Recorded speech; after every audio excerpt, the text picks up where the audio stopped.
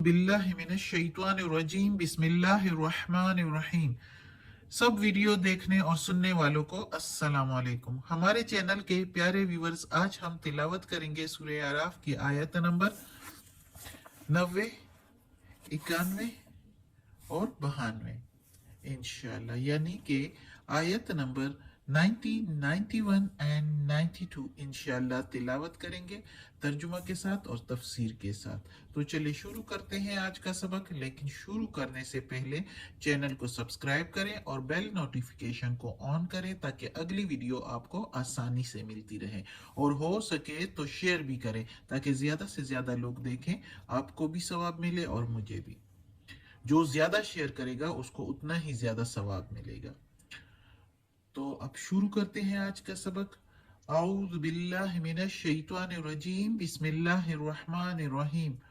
वक़ाला, और कहा, वक़ालल मलउल्लज़ीना, और कहा सरदारों ने, जो, मलउ सरदार, अल्लज़ीना जो, कफरू, कफरू काफिर थे, मिन से, कौमी ही उसके कौम में, यानी शुएब अलैहिस्सलाम की कौम में से, लइन अगर, लइन इत्तबअतुम अगर तुम इत्तिबा करोगे, लेकिन अगर अत्तबा तुम इत्तिबा करोगे, तुम के मीनिंग तुम, शुआइबन शुएब अलैहिस्सलाम की, इन्नकुम बेशक तुम, इज़न तब, इज़ल्ला खासिरून तब तुम खसारा पाने वालों में से हो जाओगे, तब तुम नुकसान पाने वालों में से हो जाओगे, घाटे में रह जाओगे। यानी सरदार उन लोगों को कह रहे हैं जो मोमिन थे, यानी सरदार जो काफिर लोग थे सरदारों में से, तो वो कह रहे थे, शुएब अलैहिस्सलाम की कौम के सरदार जो काफिर थे, तो वो कह रहे थे अपनी कौम से, कौम के उन लोगों से जो शुएब अलैहिस्सलाम के साथ थे, तो उनको भी राह से रोक रहे थे, सीधी राह से रोक रहे थे, और उनको भी भटका रहे थे, गुमराह करने की कोशिश कर रहे थे, और उनको भी शुएब अलैहिस्सलाम के पास जाने से मना करते थे, और रास्ते में रोक रोक के उनको वरगलाया करते थे कि अगर तुम शुएब अलैहिस्सलाम की इत्तिबा करोगे और उनके कहने पर चलोगे तो तुम तो हसारा पाने वालों में से हो जाओगे, यानी अपना दीन छोड़ोगे, यानी जो आपके बाप दादा का दीन है उसको छोड़कर तुम बेदीन हो जाओगे, और नाप तोल में अगर कमी करोगे तो तुम तो गरीब हो जाओगे, यानी उनको वरगलाया करते थे, तुम तो नुकसान पाने वालों में से हो जाओगे। इस तरह उनको कहते थे कि शुएब, तो तुम लोगों को शुएब अलैहिस्सलाम तो मना कर रहा है कि नाप तोल में कमी ना करो, तो नाप तोल में कमी नहीं करोगे तो फिर तो तुम्हें नुकसान हो जाएगा। तो ये सरदार उन लोगों को इस तरह वरगलाया करते थे और राह से भटकाने की, गुमराह करने की कोशिश करते थे। तो फिर क्या हुआ, जब वो नहीं मना हो रहे थे तो अल्लाह ताला क्या कहता है अगली आयत में है, फ़अख़ज़त हुमुर रजफ़तु, फ़अख़ज़त फिर पकड़ लिया, हम उनको, हुमुर रजफ़तु जलजला, जलजले ने, रजफ़तु जलजला, जलजले ने पकड़ लिया, फ़अस्बहू फिर सुबह को, फी में, दारी घर, घरों में, हिम उनके, जासिमीन ऊंदे पड़े थे, जासिमीन ऊंदे पड़े रहना, यानी वो जब बाज नहीं आ रहे थे तो अल्लाह ताला कहता है कि फिर मेरे अजाब ने उनको पकड़ लिया, फिर उसको जलजले ने आ लिया, और ऐसे वो हो गए कि सुबह को वो अपने घरों में ऊंदे पड़े, दुनिया से खत्म हो गए थे, हलाक हो गए थे, कुछ भी नहीं था। फिर उनको इस दुनिया का वो जो सरकशी थी उनकी, जो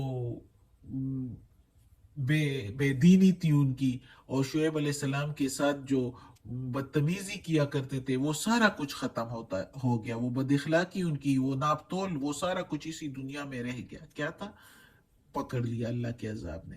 कहते हैं बहुत सी जगहों पर और भी आता है कि इन पर पहले बादलों का जो है वो साया आ जाता है, और बादलों में से आग और अंगारे जो है वो होते हैं, जिसकी वजह से उन वो जो है राख हो जाते हैं। ऊपर से जो है बादल, बादलों का साया, और नीचे से जलजला, بادلوں میں جو ہے چنگاریاں اور آگ کے شعلے ہوتے ہیں، جس کی وجہ سے اوپر سے وہ اور نیچے سے زلزلہ، اور وہ لوگ ایسے ہو جاتے ہیں کہ بس خلا ختم ہی ہو جاتے ہیں، اوندے پڑے ہوتے ہیں اپنے گھروں میں۔ اس آیت میں اس طرح ہے۔ اب اگلی آیت میں پڑھتے ہیں کہ جو اللہ کی نافرمانی کریں گے تو ان کا یہ حال ہوگا۔ تو اب اگلی آیت میں ہے الذین کذبوا، جن لوگوں نے جھٹلایا یعنی نہیں مانا، شعیباً، شعیب علیہ السلام کو، کانا، ہوئے، کأن لم یغنو، ہوئے ایسے جیسے کہ نہیں، یغنو بسے تھے، فیہا اس میں سے، اس میں یعنی اس شہر میں۔ جنہوں نے جٹلایا شعیب علیہ السلام کو، گویا ایسے ہوئے جیسے بسے ہی نہیں تھے ادھر، کوئی ادھر رہا ہی نہ ہو۔ الذین کذبوا، جنہوں نے جٹلایا شعیباً، شعیب علیہ السلام کو، کانو ہوئے، ہم الخاسرون، خسارہ پانے والوں میں سے۔ اب وہ سردار کہہ رہے تھے کہ شعیب علیہ السلام کی اتباع کرو گے تو خسارے میں ہو جاؤ گے۔ کیا ہوا؟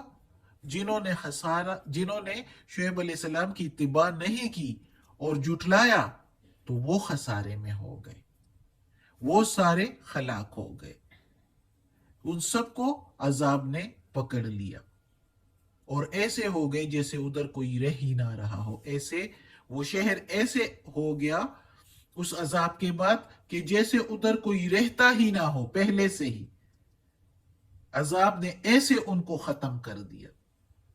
اللہ سب کچھ کر سکتا ہے، سب کچھ پر قادر ہے۔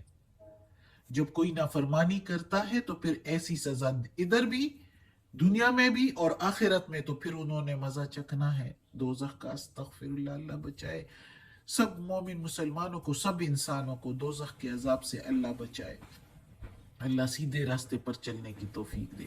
تو وہ ایسے تھے کہ وہاں پر کوئی سمجھو کہ رہ ہی نہیں رہا تھا۔ انہوں نے کہا تھا نا کہ شعیب علیہ السلام کے اتباع کرنے والے جو ہے وہ خسارے میں ہو جائیں گے، وہ خود ہی خسارے میں تھے اور ہو بھی گئے عذاب کے بعد۔